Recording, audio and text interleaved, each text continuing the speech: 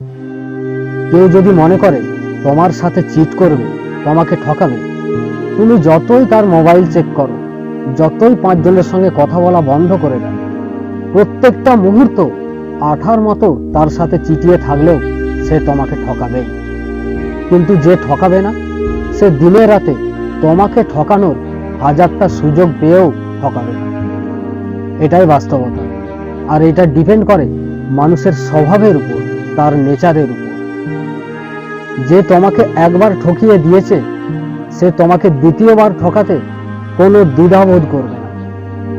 যখন তুমি বুঝতে পারছো তোমার মানুষটা শুধু তোমাকে একবার নয়, বারবার ঠকাচ্ছে, তখন একটাই রাস্তা, একটাই উপায়। শুধু এই ক্ষেত্রে নয়, প্রত্যেক ক্ষেত্রেই 3টে উপায় থাকে। হয় মেনে নাও, নয়তো নিজে বদলে যাও, নয়তো একেবারে হাল ছেড়ে দাও। বোঝা গেছে?